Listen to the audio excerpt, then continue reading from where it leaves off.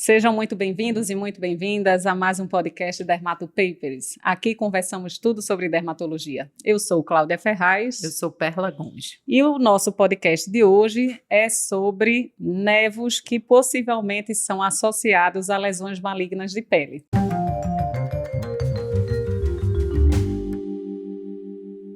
Vamos lá, Perlinha, é um assunto que é um pouco amplo, que a gente vai dar uma pincelada sobre os diferentes tipos de nevos, o que é que ele pode estar ou não associado a cânceres de CVC, melanoma, e é uma queixa e uma dúvida que é trazida para nós em todas as consultas dermatológicas, né? Chegam os pacientes perguntando, e esse sinal, doutora? Pode virar câncer? Eu tenho que tirar? Eu preciso, né, ficar fazendo uma avaliação periódica? Então, boa parte desses sinais, que a gente denomina como nevos, são lesões benignas, neoplásicas, mas são benignas na maioria das vezes, pode ter uma origem melanocítica ou não, mas vem a dúvida se devemos removê-lo ou não, e a gente vai tentar aqui esclarecer qual seria a conduta razoável para conduzir, como expectar, como vigiar, de acordo com os diferentes tipos de nevos. E só lembrando, né, Claudinha, que o melanoma, a maioria deles já vem com cara de melanoma, né? Então, nevos que se transformam em melanoma pode acontecer, mas já é a percentagem bem baixa, mas a gente tem que ter esse cuidado, porque isso pode acontecer. Isso, e pode ser um melanoma já inicial ou advir de uma lesão pré-existente, né? Então, a gente vai discutir aqui as possíveis associações. E aí, uma coisa que acontece, inclusive dos pais trazendo crianças, é quando surgem bebês ou crianças mesmo maiores com nevos melanocíticos congênitos. Quando pensar em malignização, é possível que o nevo melanocítico congênito evolua, torne-se um melanoma? A gente tem que realmente primeiro ver a fase que ele nasceu com aquele nevos, tá? Na fase da infância, mas vai depender muito do tamanho desse nevos. Então, aqueles nevos muito pequenininhos, de menos de 1,5 centímetro, normalmente você fica mais tranquilo, né? Isso. Nevos que são aqueles mais gigantes, acima de 20 centímetros, é o que mais preocupa. Isso. E tem aquele meio termo, né? Também que vai vigiar, mas também tem chance, né? Não, mas a maioria são aqueles nevos maiores que a gente vê acompanhar, às vezes, em calção de praia, né, que acompanha toda a região genital, ou pega uma face toda, ou pega um membro, então, enfim, a gente tem que acompanhar. Fora isso, fora o tamanho, quando esses nevos, o paciente chega à fase da puberdade por mudanças hormonais, também você pode ter mudanças desse nevos, e aí você também tem que acompanhar mais de perto, porque a chance, se tiver chance de modificação, a fase da puberdade é um momento que pode ter essa chance, e a gente tem que acompanhar também de mais de perto nessa fase. E eu chamo a atenção, né, Perla, como os nevos congênitos, eles tendem a ter uma profundidade maior na lesão, ele tem grupo de melanócitos não só na superfície, mas também na derme profunda, eventualmente, os melanomas que vêm desses nevos congênitos, eles podem vir do bloco da área da derme, e nem sempre é fácil acompanhar do ponto de vista clínico e dermatoscópico essas lesões. Então, a gente chama a atenção, especialmente naqueles nevos congênitos gigantes, que são grandes placas, grandes áreas acometidas, não é só olhar, visualizar, examinar só com dermatoscópio, é palpar.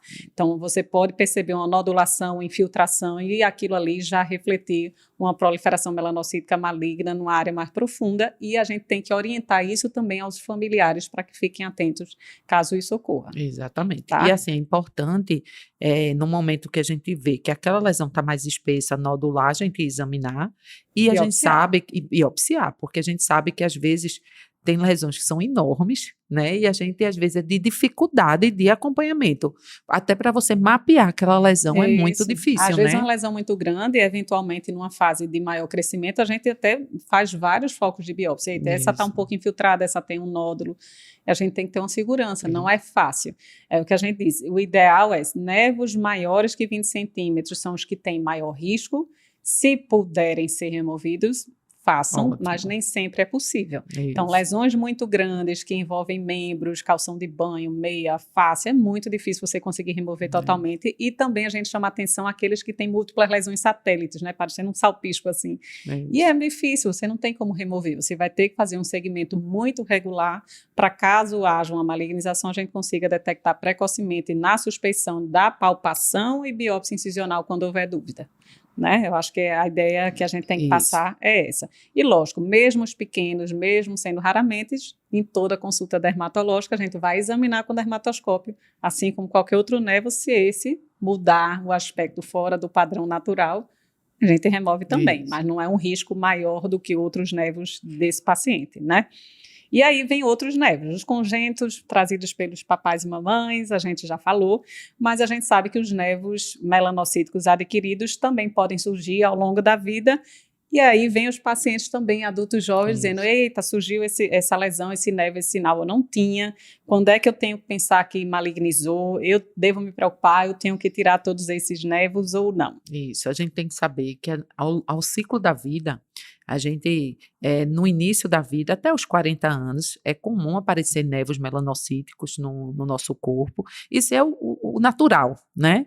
A história natural, a história natural dele. Depois dos 40 anos, os nevos, não é para estar aparecendo mais esses nevos assim, melanocíticos. Normalmente pode ser que aquele nevo que você tinha escureceu e chamou mais atenção. Mas nevos novos não é tão comum, né? Então é importante a gente saber que até os 40 é comum a gente ter esse aparecimento. Novos, então, chega assim, doutor, eu não tinha esse sinalzinho e agora apareceu. Já fiquem alerta. Já fica alerta, né? Então, já natural na infância, adolescência, vida adulta jovem surgir. E, em média, aos 40 anos, a gente tem o grande, assim, o pico máximo de número de nevos. Isso. Não necessariamente é a fase que vai mais crescer neve, eu digo, é o topo, né? Isso. E tem gente que já, alguns autores já discutem que a tendência é isso até evoluir na vida mais avançada, né? Então, idosos já com 70, 80 anos, muitas vezes têm menos nevos do que aos 40, 50, porque boa parte deles pode passar por uma involução espontânea e você tem um número de nevos até menor.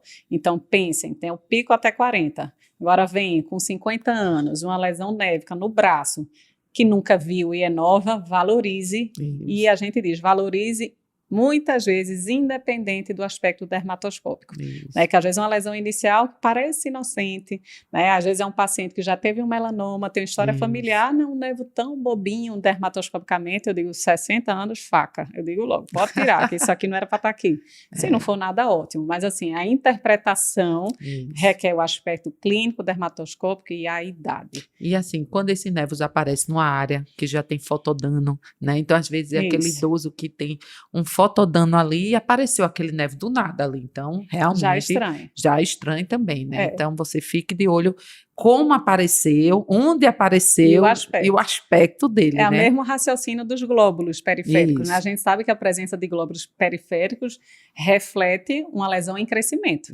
Uma coisa é eu ver no meu filho de 11 anos uma lesão cheia de glóbulo periférico numa rede pigmentar que eu sei que é um nevo em crescimento. Outra coisa é com um paciente de 50 anos eu observar um nevo com glóbulos periféricos. Vou tirar. Não está numa fase da gente visualizar nevo em crescimento mais. Então, não se espera.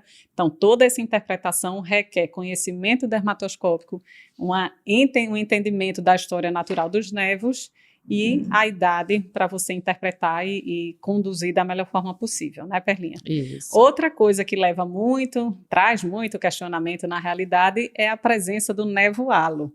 Aí chega o nevoalo e, doutor, eu estou com uma lesão branca acrômica em torno do meu sinal, né? Assim, que é o que a gente chama de nevoalo. E agora? O que é que eu posso fazer? Quando eu era residente, há muito tempo atrás, quando eu chegava, eu era da época que quando eu olhava o nevoalo, a gente ficava com medo, né? E aí, ao longo dos anos, foi visto que o nevoalo é para ser tratado como um nevo normal. É um nevo que você tem que examinar como você examina os outros, né?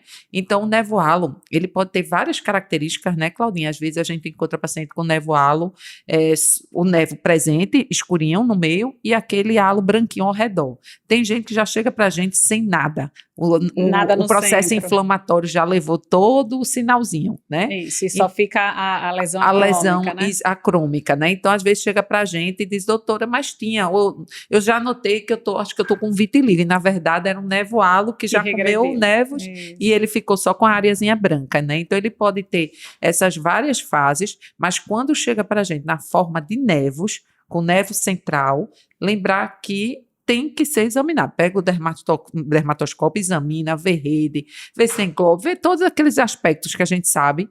Se tiver com aspecto tranquilo, pronto, deixa o paciente bem tranquilo, né? Agora, assim, tem na literatura falando que ele pode ser um marcador de melanoma, né, Claudinha? Isso. E aí, como é isso? A gente tende a diferenciar pelo que é marcador de precursor. Precursor é uma lesão que naquele local pode tornar-se melanoma. Eu dou um exemplo, seria, por exemplo, uma queratose actínica que vira um carcinoma espinocelular. Então, aquela própria lesão pode evoluir.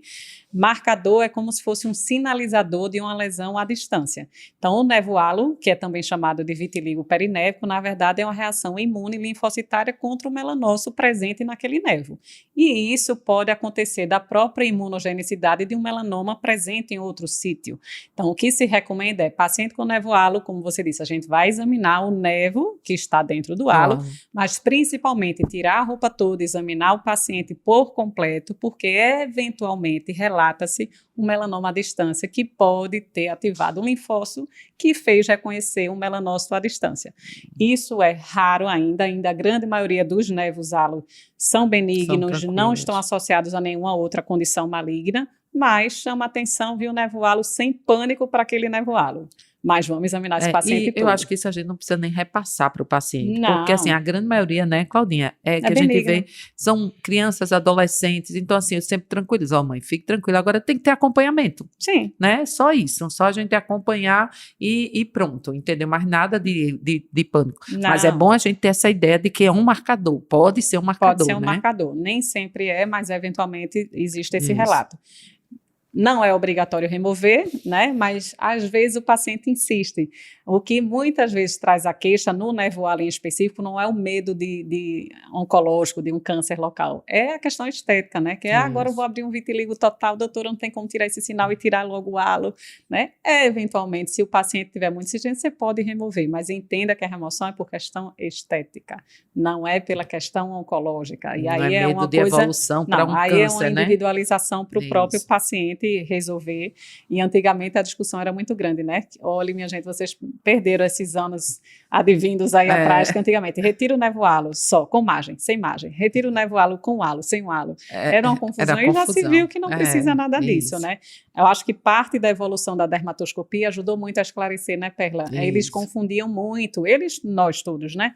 O que era uma reação hipocrômica crômica em torno do nevo, uma reação vitiligoide, e o que poderia ser de fato uma regressão que é vista em melanoma, que é um aspecto muito mais cicatricial, inflamatório, que pode ou não vir acompanhado de papering, né, aqueles pontos azuis acinzentados, e que poderiam traduzir a presença de melanoma. Então, com o avanço da dermatoscopia, essa caracterização muito maior, a gente consegue claramente diferenciar o que é uma regressão do que é um halo real, e fica muito mais tranquilo e a gente economiza essas decisões desnecessárias. É verdade. Né?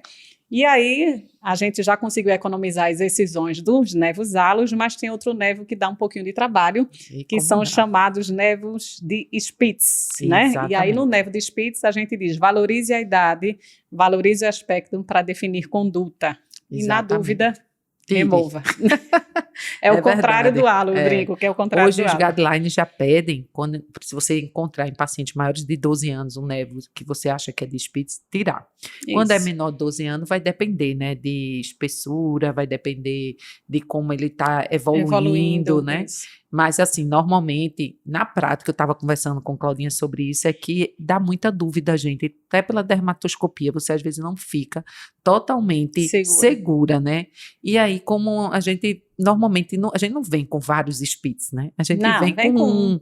Então, às vezes, na dúvida, sempre a dermatoscopia é sempre assim, você olhou, se passou mais de 4 segundos, tá na dúvida, tire. E ainda mais sendo uma lesão única, né? Imagina uma lesão única, então se você vê que tá ali, meu Deus, pode ser um nevo de Spitz, mas eu tô com dúvida assim, então tire, é melhor tirar. Não, o que a gente explica é que as lesões espitizoides, elas são muito mimetizadoras. Muito. Então, às vezes a lesão tem aspecto clínico e dermatoscópico de benignidade, e quando vem um melanoma espitizoide ou um nevo de Spitz, que pode metastatizar, que hoje em dia tem a classificação bem confusa, né? Que tem umas que são malignas, que às vezes é encontrado célula até linfonodal e não é classificado como melanoma. Então, é uma condução ainda meio nebulosa. Então, na prática, considerando que é uma lesão que às vezes é nodular, papulosa, que teoricamente, se aquilo for maligno, já pode traduzir uma espessura, um brejo maior e tem um risco teórico de metástase, lesão única, papulosa, não se guarda, para quê? Tira logo isso para não ficar estressado, né? Mas os guidelines orientam. Tumor espitizoide em maiores de 12 anos, exérese. Menor de 12 anos, pode-se expectar, se lesões planas, se a lesão dermatoscópica tiver um aspecto tipo nevo de Reed, aquela explosão de estrelas clássico, aí ainda vai, se for bem simétrico, aí você pode acompanhar.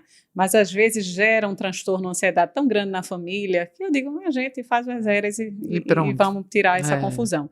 E o que é diferente, né, Fernanda, a gente raciocinar num paciente com múltiplos nevos. Ninguém vai retalhar o paciente fazer exérese de 100 lesões. A gente vai ter que ter critérios de eleição para quais podem ser melanoma, quais podem ter uma evolução pior, para você remover realmente o necessário. Mas nevo de Spitz, na maioria das vezes, é único. Nossa sugestão, retirar. Tá? Nossa e de guideline, né? Mas claro que nesses critérios específicos você pode optar por uma expectação, né, guiada aí, sem problema nenhum. Isso. E lembrando só que com a idade também, a mesma coisa assim, quanto mais velho, né, maior risco também, do mesmo jeito que a gente vê em outros nevos. Isso. E aí a gente tem outro perfil de nevo, também chamado de nevo recorrente, né, que são, na verdade, nevos que recidivam após uma remoção incompleta prévia. Isso. E aí a gente pergunta logo, cadê o histopatológico, né? Você já mexeu nesse sinal, você já fez alguma remoção com outro colega, né, ou em outro momento, e acaba sendo um desafio quando a gente não tem o histopatológico prévio em mãos, né, Pedro? Exatamente. A gente trabalha em hospital público, e Claudinha, e a gente vê isso na prática, né? Cadê o isto? Tirei no interior e não sei nem se botaram para isto, né? Não, nem viu para biópsia, nada, né? Então, é muito comum a gente não ter esse histopatológico, né? Isso. E aí a gente tem que ter características que nos ajudem para ver se aquele nevus que está ali é um nevo recorrente benigno ou é um melanoma, né? Incompletamente excisado. Exatamente. Né? E aí, para isso, tem algumas características, né, Claudinha, que a gente vê. E aí, me diz aí, Claudinha, como seriam essas características? Quase sempre esses nevos recorrentes vêm da excisão incompleta, ou shaving, né, um shaving que você manteve a base da lesão, ou fez uma eletrocoagulação, assim, incompleta também. Então, o que se sabe é que nas lesões benignas, incompletamente removidas, quando ocorre a recorrência, geralmente é precoce, nos primeiros 6 meses, e tenho a grande dica de que a pigmentação recidiva sobre a área cicatricial. Agora, se o paciente já tirou esse sinal há muito tempo e você vê um aspecto muito borrado, hipercrômico, transcendendo a cicatriz, você já deve suspeitar de melanoma. E essa suspeita deve ser enviada para o patologista, porque além de ser um desafio clínico e dermatoscópico, também existe uma modificação estrutural para o patologista avaliar. Então, diga, olha, o paciente disse que essa lesão já foi removida, e é possível que seja um nevo recorrente, porque ele vai ter que procurar mais elementos para subsidiar se aquilo é uma condição benigna recidivada ou se é um melanoma. Mas é o que eu digo, lesão melanocítica, façam com cuidado. Você pode remover por questão estética, né? Mas, se possível, mande para o histopatológico, nem que seja o shaving, que se recidivar, o paciente tem um arquivozinho ali, está tudo certo. Então, regra número 1, nevo recorrente suspeitou, vá atrás de histopatológico. Era bom se tivesse sempre, né? Mas a realidade é que não acontece, você vai usar tempo de recidiva, aspecto da pigmentação e comunicação com o patologista para definir se você vai precisar remover de novo por completo, de forma excisional, essa área pigmentada nova ou não. Certo. Tá? E a gente tem outro nevo que não é de padrão melanocítico, né?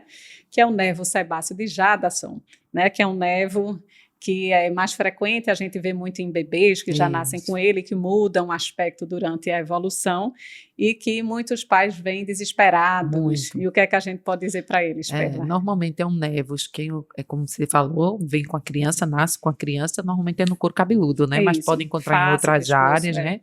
E normalmente é um nevus que a gente tem que acalma muito o pai, né? Pai e a mãe, explicando que a gente só vai acompanhar, porque raramente você pode ter um câncerzinho ali naquela região, mas foi visto na literatura que os cânceres que foi visto era CBC, né? Mas depois viram numa revisão viram que não era, né, Claudinha?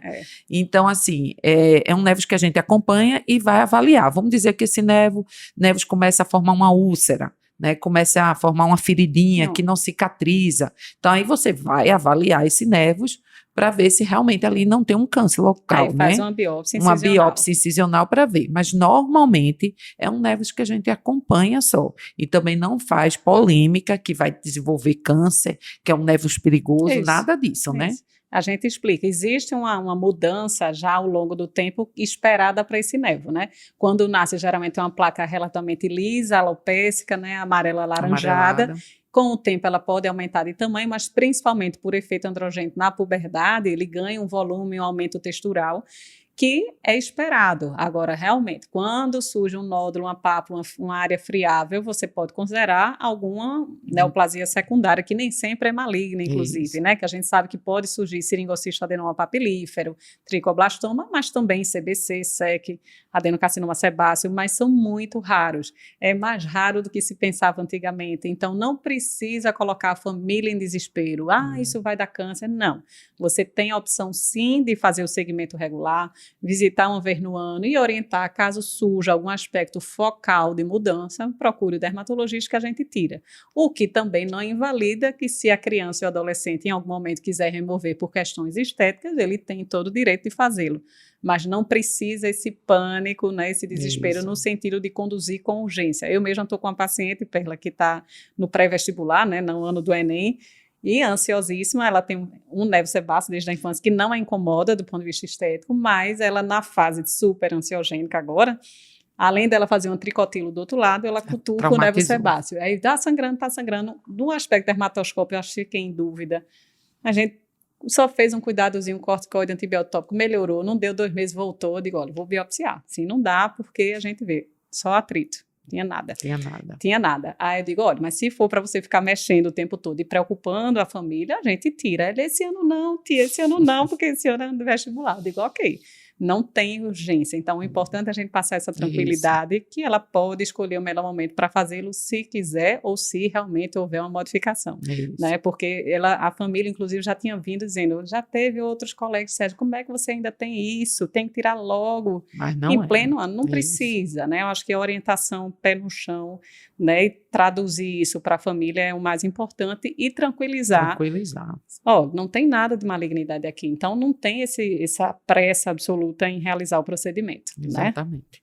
Né? E vamos lá, e temos mais um névoa que é dito por muitos como bonitinho, eu acho bonitinho, que é o névoa espilos, né? E o névoa de espilos, que é aquela lesão que é pigmentada e irregular, né? De uma cor acastanhada, mas que tem várias máculas e pápulas sobrejacentes, né? E o que a gente lembra do névoa de espilos é dermatoscópio na mão. Você tem que examinar o névoa de espilos assim como você examina outros névoos, que às vezes a gente diz, um névoa benigno, tá lá, que bonitinho, e pula, né? Não é para pular, né, Perlinha? Exatamente.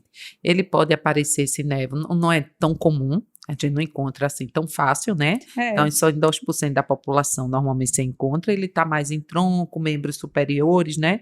E normalmente também ele pode vir desde o nascimento, né? Isso. E como Claudinha já tinha falado, ele pode vir com máculas, pode vir com pápulas sobrejacentes, e ele não é precursor maligno, não é.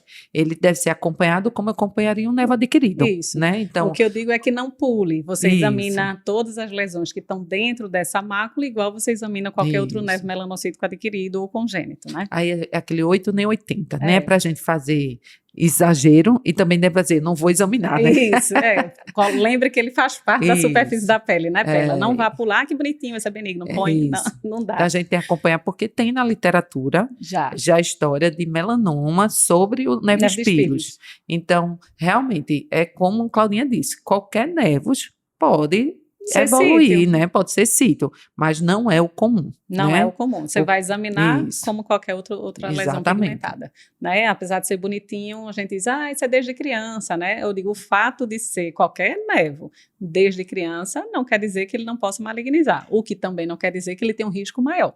Então, a gente tem que traduzir, ok, é desde criança, mas deixa eu dar uma olhada aqui se está tudo bem. Tá tudo bem, continua. Você acha que mudou o aspecto ou não? Uma manchinha dessa grande área mudou? Não. Aí tudo bem, segue o jogo, né? Mas nem pular, nem exagerar nesse cuidado, né? E eu acho que é importante a gente resumir até assim, lembre da fase, né? Da fase que está passando. Lembrar que a puberdade é uma fase que a gente tem que ficar de olho mais aberto. Lembrar que depois dos 40 anos tem um nevus melanócito, pode ser um sinal de alerta. Isso. Então é bom a gente passar essas mensagens, porque eu acho que são mensagens objetivas e que fica, né? Que ficam. Para a gente, para o dia a dia. Exato. E parece brincadeira, mas todo dia a gente examina nevos, né? Então todo dia vai chegar. É o dia a dia da gente, o dia a dia. E eu brinco até para quem pede, às vezes, um apoio, entre aspas, um parecer de WhatsApp, que eu brinco que todas nós recebemos nossa vida de imagem, né, amiga? Aqui diz, o que é que você acha dessa dermatoscopia? Pum, aí o que é que eu faço? Qual a idade?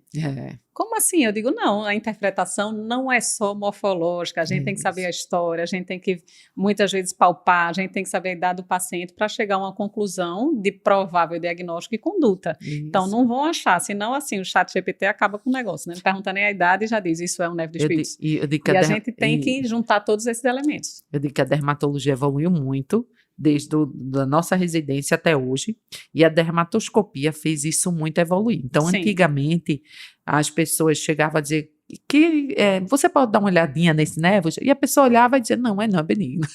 Né?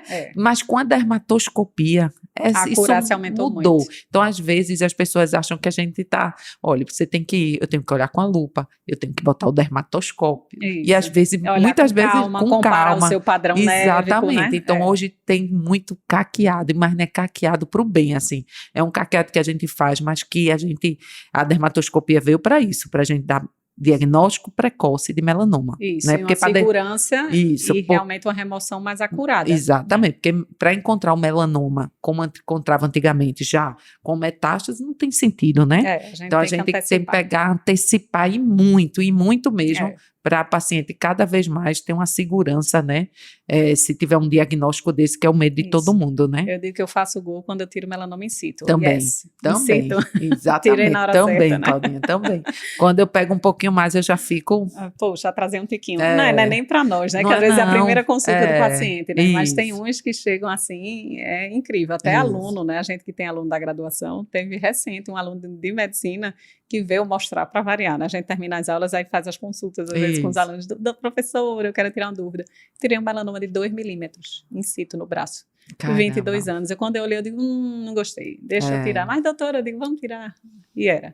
Gol, né? Gol, assim, foi ótimo, tirou, tá tudo certo. Isso. Mas a gente não pode só olhar de longe, porque era uma lesão pequenininha de longe, você disse, não, mas ele insistiu, eu não tinha, tô achando estranho, ele arde um pouquinho, mesmo pequenininho, eu digo, vamos tirar, né? Então, assim, a ideia que a gente quer passar aqui, a gente tem inúmeros tipos de névos, tem uma boa parte deles consideradas benignas, mas a gente tem que saber o que é que precisa ser valorizado como risco, o que é que precisa remover, o que é que tem que tranquilizar e traduzir isso na nossa condução prática do dia a dia.